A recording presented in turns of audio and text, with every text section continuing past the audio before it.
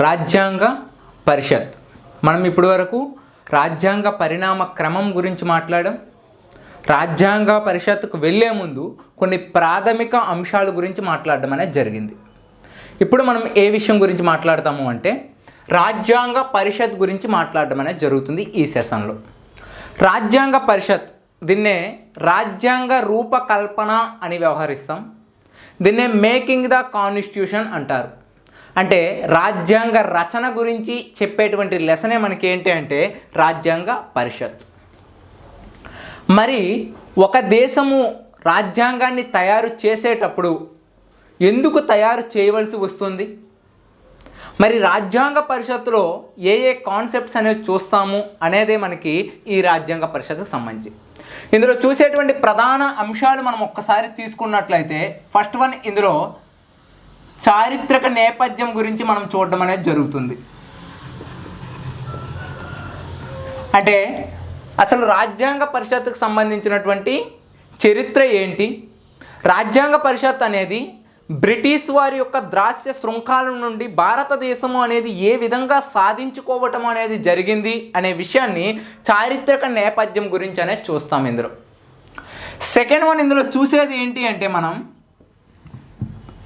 రాజ్యాంగ పరిషత్తుకు సంబంధించి ఏ విధంగా నిర్మాణము అనేది జరిగింది.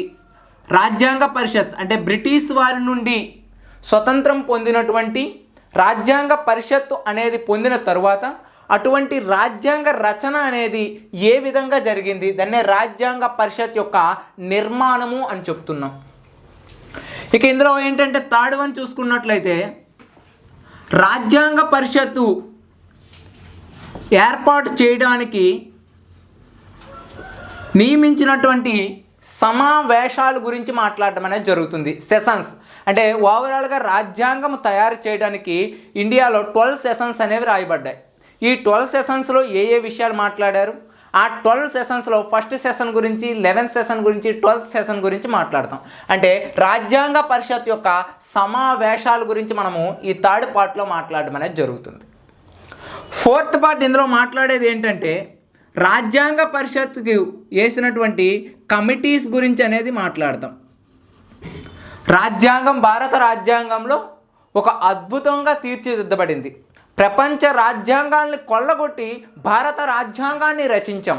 మరి అటువంటి రాజ్యాంగంలో ఉండేటువంటి ప్రధానమైనటువంటి అంశాలని ఏ ఏ కమిటీలు ఏ విధంగా రూపొందించాయి అనే విషయాన్ని ఫోర్త్ పార్ట్ కింద కమిటీస్ రూపంలో మనం చర్చిస్తాం. నెక్స్ట్ ఫిఫ్త్ వన్ ఏంటంటే రాజ్యాంగ సవరణకు సంబంధించి లేదా రాజ్యాంగ పరిషత్తుకు సంబంధించి చాలా విషయాలు, అంటే రాజ్యాంగ పరిషత్తుకు సంబంధించి చాలా విషయాలు అనేవి, రాజ్యాంగ పరిషత్తుకు సంబంధించిన చాలా విషయాలు అనేవి మనం ఏ ఏ దేశాల నుండి తీసుకోవడం అనేది జరిగింది. ఎగ్జాంపుల్, భారత పార్లమెంటుకు సంబంధించి పార్లమెంట్ అనే విధానాన్ని ఎక్కడి నుండి తీసుకున్నాం, అదేవిధంగా గవర్నర్ అనేది ఎక్కడి నుండి తీసుకున్నాం. ఇలా భారత రాజ్యాంగంలో ఉండేటువంటి చాలా విషయాలు అనేవి ఏ ఏ దేశాల నుండి తీసుకున్నాం అనే అంశాన్ని ఇక్కడ ఫిఫ్త్ పార్ట్లో మాట్లాడతాం. సిక్స్త్ పార్ట్లో ఏం మాట్లాడతామంటే భారత రాజ్యాంగం అనేది తయారు చేయబడింది. ఈ తయారు చేయబడినటువంటి రాజ్యాంగ పరిషత్తులో ఉండేటువంటి షెడ్యూల్స్ మరియు భాగాలు, పార్ట్స్ గురించి 6వ పార్ట్లో మాట్లాడతాం. ఇది రాజ్యాంగ పరిషత్తులో మనం చూడబోయేటువంటి అంశాలు. ఈ 6 అంశాలని మనం విభజించుకున్నట్లయితే ఈ రాజ్యాంగ పరిషత్ అనేటువంటి లెసన్ మనకి అయిపోవడం అనేది జరుగుతుంది. మరి ఈ రాజ్యాంగ పరిషత్ అనేటప్పుడు చూడవలసిన మొదటి విషయం ఏంటంటే చారిత్రక నేపథ్యం చూస్తాం. ఈ చారిత్రక నేపథ్యం అనేది చూసేటప్పుడు అసలు రాజ్యాంగం అనేది ఎందుకు తయారు చేసుకుంటుంది ఒక దేశం? ఎందుకు తయారు చేసుకుంటుందంటే విదేశీ పాలన నుండి విముక్తి పొంది తమ యొక్క దేశ ప్రజలకు అనేది భవిష్యత్తుకు స్వేచ్ఛ స్వతంత్రాలు అందివ్వటం కోసం, ఆ దేశంలో ఉండేటువంటి ప్రజల యొక్క ఆకాంక్షలు ఏవైతే ఉంటాయో ఆ ఆకాంక్షలు అనేవి నెరవేర్చడం కోసం ఒక దేశము రాజ్యాంగాన్ని తయారు చేసుకోవడం అనేది జరుగుతుంది. ఎగ్జాంపుల్ అమెరికా తీసుకుందాం. అమెరికా తమ యొక్క రాచరిక పాలన నుండి ప్రజాస్వామ్య పాలనను రూపొందించుకోవటం కోసం అమెరికా తమ యొక్క రాజ్యాంగాన్ని తయారు చేసుకోయింది. ఫ్రాన్స్ తీసుకుందాం. ఫ్రాన్స్ ఒక విప్లవము జరిగిన తర్వాత, ఫ్రెంచ్ విప్లవము జరిగిన తర్వాత 1789లో ఫ్రెంచ్ విప్లవం జరిగిన తర్వాత తమ రాజ్యాంగాన్ని రూపొందించుకోవడం జరిగింది. భారతదేశం బ్రిటిష్ వారి యొక్క దాస్య శృంఖాల నుండి భారతదేశ ప్రజలకు స్వేచ్ఛ మరియు ఆకాంక్షలు నెరవేర్చే విధంగా భారతదేశం రాజ్యాంగాన్ని అనేది తయారు చేసుకోవడం జరిగింది. మరి భారత రాజ్యాంగ పరిషత్ అనేది చూసే ముందు ప్రపంచంలో మొట్టమొదటిసారిగా ఏ దేశము రాజ్యాంగాన్ని తయారు చేసుకుంది అంటే మనకి అమెరికా దేశము అనేది మొదటిసారిగా రాజ్యాంగాన్ని తయారు చేసుకోవడం అనేది జరిగింది. ప్రపంచంలో మొట్టమొదటిసారిగా ఏ దేశం రాజ్యాంగాన్ని తయారు చేసుకుంది అంటే అమెరికా దేశము రాజ్యాంగాన్ని తయారు చేసుకుంది. అమెరికా దేశము ఫిలడెల్ఫియా అనేటువంటి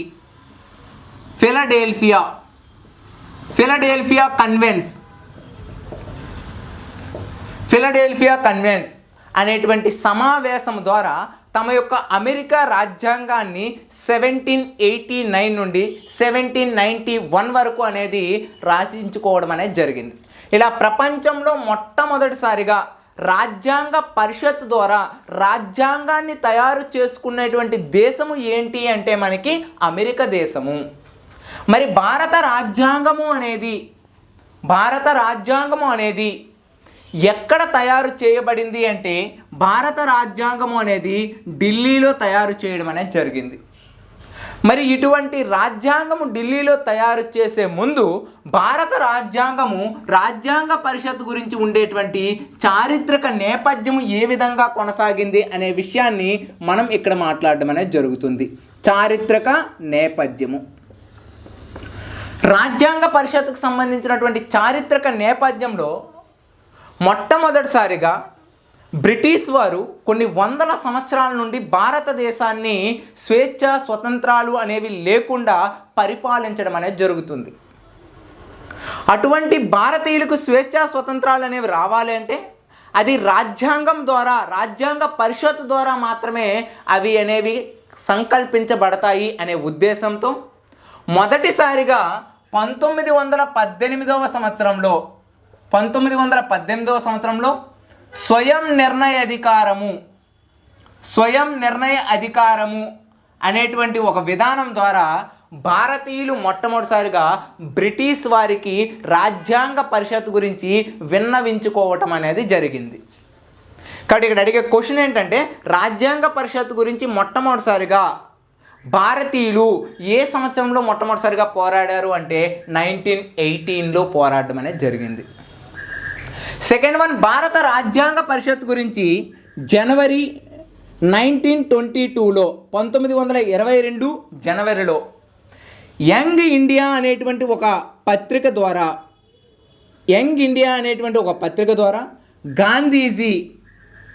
గాంధీ ఈ రాజ్యాంగ పరిషత్ గురించి చెప్పడం జరిగింది. గాంధీ తమ యొక్క యంగ్ ఇండియా అనేటువంటి పత్రికలో ఏం చెప్తాడంటే రాజ్యాంగ పరిషత్ అనేది బ్రిటిష్ వారు మనకిచ్చేటువంటి ఒక కానుక కాదని, అది భారతీయుల యొక్క స్వయం నిర్ణయ అధికారము అని ఈ యొక్క గాంధీజీ యంగ్ ఇండియా అనేటువంటి పత్రికలో చెప్పారు. అంతేకాకుండా రాజ్యాంగ పరిషత్ గురించి భారత ప్రజలు అనేది భిక్షాటన చేయకూడదు అని కూడా చెప్పడం అనేది జరిగింది.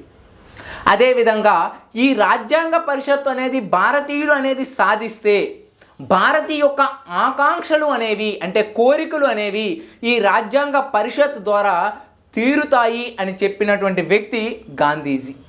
కాబట్టి గాంధీజీ ఏ పత్రిక ద్వారా చెప్పారు అంటే యంగ్ ఇండియా ఎప్పుడు అంటే జనవరి 1922లో ఈ యంగ్ ఇండియా అనే పత్రిక గురించి గాంధీజీ రాజ్యాంగ పరిషత్ గురించి చెప్పారు. తరువాత 1925లో అనిబీసెంట్ అనేటువంటి విదేశీ మహిళ కామన్వెల్త్ అనేటువంటి ఒక పత్రిక ద్వారా ఐర్లాండ్లో ఉండేటువంటి ప్రజలు ఎటువంటి స్వేచ్ఛ స్వతంత్రాలు అనేవి కల్పించబడ్డాయో అటువంటి ఐర్లాండ్ ప్రజల మాదిరిగానే భారతదేశ ప్రజలకు కూడా స్వేచ్ఛ స్వతంత్రాలు అనేవి కల్పించాలి అని 1925లో భారతదేశం యొక్క విదేశీ మహిళ అంటే భారతదేశం యొక్క స్వతంత్ర పోరాటంలో పాలు పంచుకున్నటువంటి విదేశీ మహిళ అని బీసెంట్ కామన్వెల్త్ అనేటువంటి పత్రిక ద్వారా ఈ రాజ్యాంగ పరిషత్ గురించి అనేది చెప్పడం అనేది జరిగింది. నెక్స్ట్ వన్ చూసుకున్నట్లయితే 1927లో భారత రాజ్యాంగంలోకి భారతదేశంలోకి వచ్చినటువంటి ఒక కమిటీ ఏంటి అంటే సైమన్ కమిషన్. ఈ సైమన్ కమిషన్కి వ్యతిరేకంగా భారతీయులు అనేది సైమన్ గో బ్యాక్ అనేటువంటి నినాదిస్తున్నటువంటి సందర్భంలో భారతీయ ప్రజల్ని ఉద్దేశిస్తూ భారత రాజ్య కార్యదర్శి అంటే 1927లో ఉండేటువంటి భారత రాజ్య కార్యదర్శి అయినటువంటి బిర్కెన్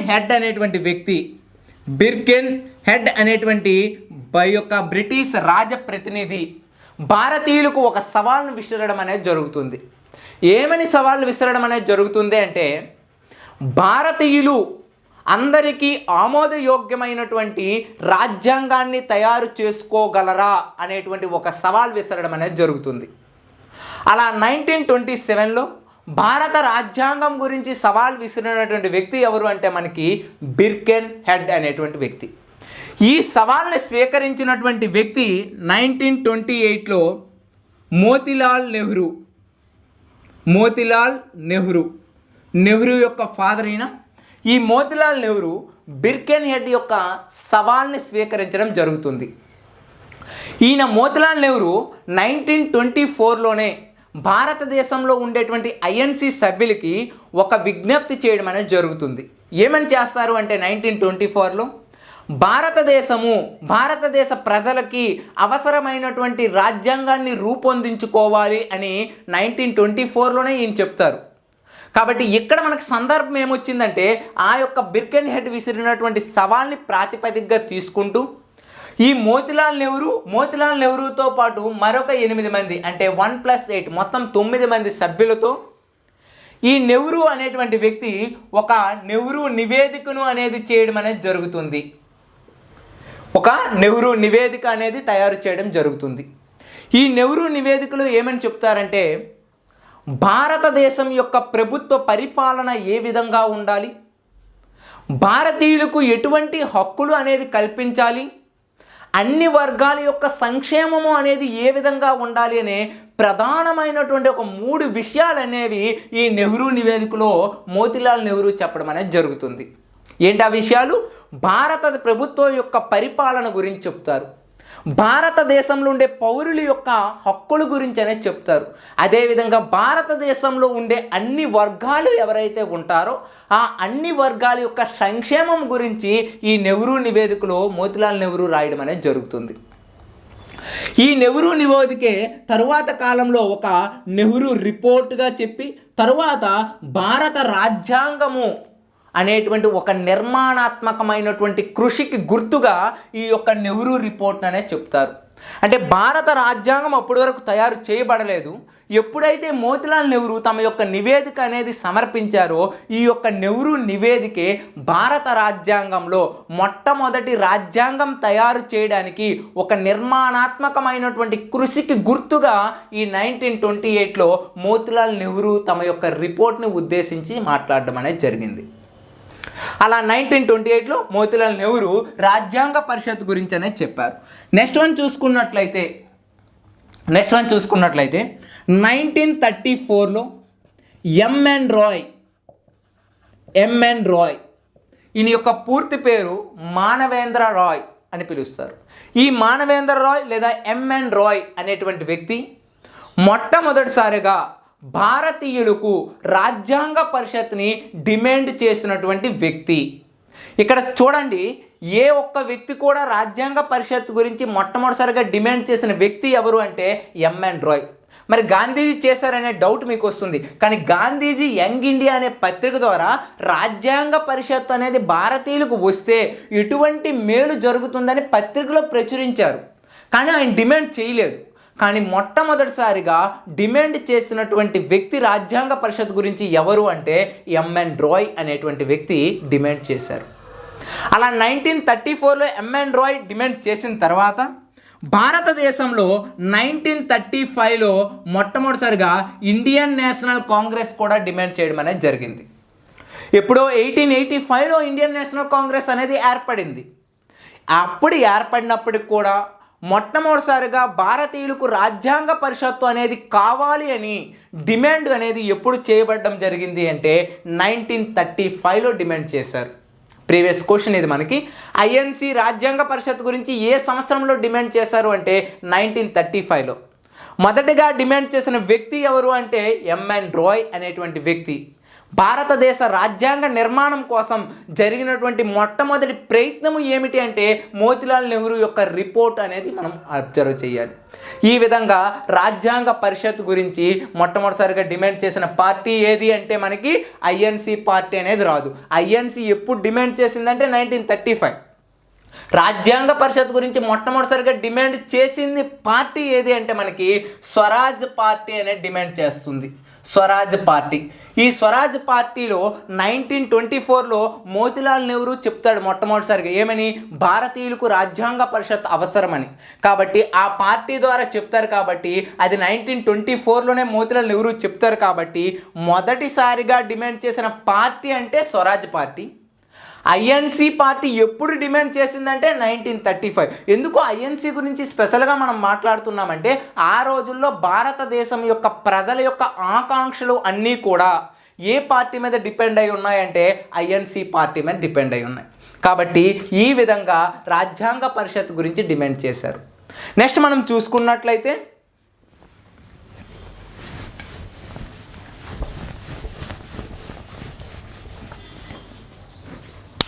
నెక్స్ట్ 1938లో నెహ్రూ ఏమంటారంటే ఒకవేళ బ్రిటిష్ వారు రాజ్యాంగ పరిషత్తు ఏర్పాటుకు అనేది ఉద్దేశించి ఇచ్చినట్లయితే అంటే భారతీయులకు రాజ్యాంగ పరిషత్ ఇచ్చినట్లయితే భారతీయులు అనేవారు ఒక సార్వజనిక ఓటు హక్కు విధానం ద్వారా భారతీయులు ఒక రాజ్యాంగ పరిషత్తు అనేది సభ్యుల్ని ఎన్నుకొని ఆ రాజ్యాంగ పరిషత్తు సభ్యుల ద్వారా మాత్రమే రాజ్యాంగాన్ని రూపొందించుకోవాల్సి ఉంటుంది అని మొట్టమొదటిసారిగా నెహ్రూ 1938లో చెప్పడం జరుగుతుంది.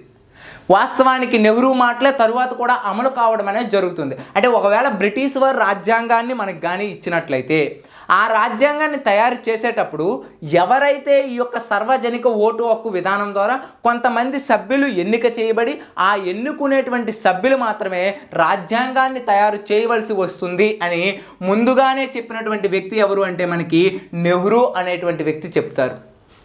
ఈ విషయాన్ని నెహ్రూ హెరాల్డ్ అనేటువంటి పత్రికలో కూడా ప్రచురించడం అనేది జరిగింది.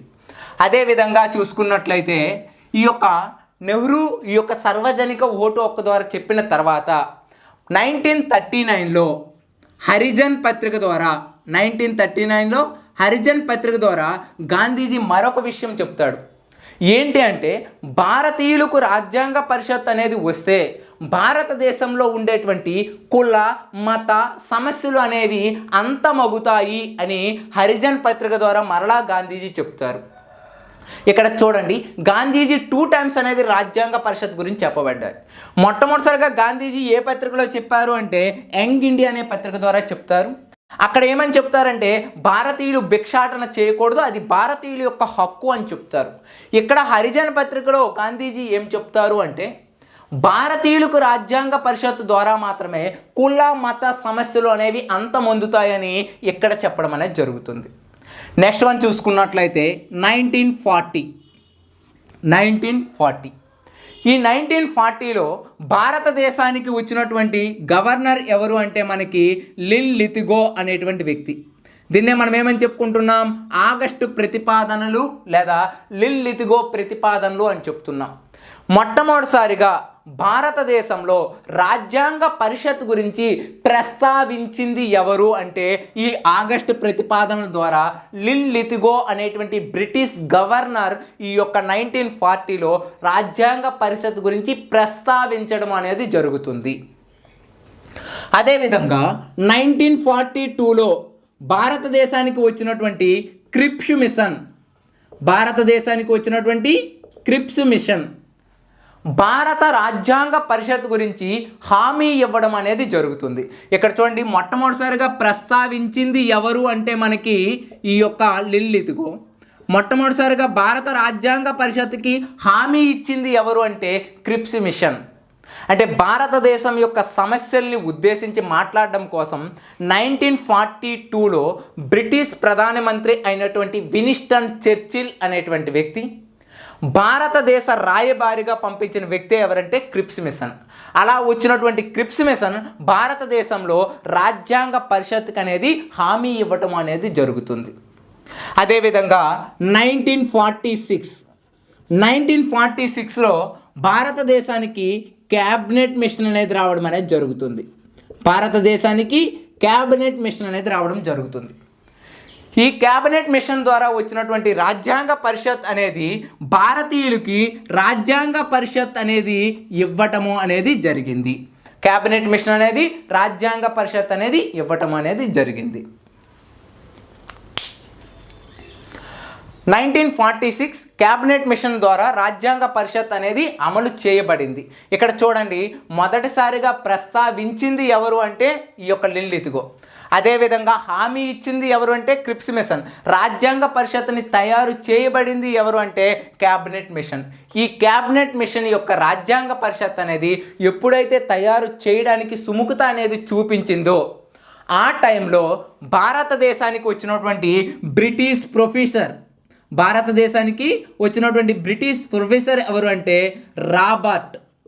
రాబర్ట్ అనేటువంటి ఈ యొక్క బ్రిటిష్ ప్రొఫెసర్ అనేటువంటి వ్యక్తి భారతదేశానికి రావడం అనేది జరుగుతుంది. ఈ రాబర్ట్ భారతదేశానికి వచ్చి భారతదేశం యొక్క ప్రజలను ఉద్దేశించి బ్రిటిష్ వారికి ఒక రిపోర్ట్ ఇవ్వడం అనేది జరుగుతుంది. ఏంటి రిపోర్ట్ ఇవ్వడం జరుగుతుందంటే, భారతీయులు రాజ్యాంగ పరిషత్తుని తయారు చేసుకోగలిగే శక్తి భారతీయులకు ఉన్నది. అంతేకాకుండా భారతీయులు బ్రిటిష్ ప్రభుత్వం నుండి స్వతంత్రాన్ని కూడా కోరుకుంటున్నారు అని ఈ యొక్క రాబర్ట్ అనేటువంటి వ్యక్తి, బ్రిటిష్ ప్రొఫెసర్ వ్యక్తి భారతీయులు ఉద్దేశించి బ్రిటన్కి చెప్పడం అనేది జరుగుతుంది. కాబట్టి రాజ్యాంగ పరిషత్ ఏర్పాటు సందర్భంలో భారతదేశానికి వచ్చినటువంటి బ్రిటిష్ ప్రొఫెసర్ ఎవరు అంటే రాబర్ట్ అనేటువంటి వ్యక్తి రావటం అనేది జరిగింది. ఇది భారత రాజ్యాంగ పరిషత్ యొక్క చారిత్రక నేపథ్యానికి సంబంధించిన విషయాలు.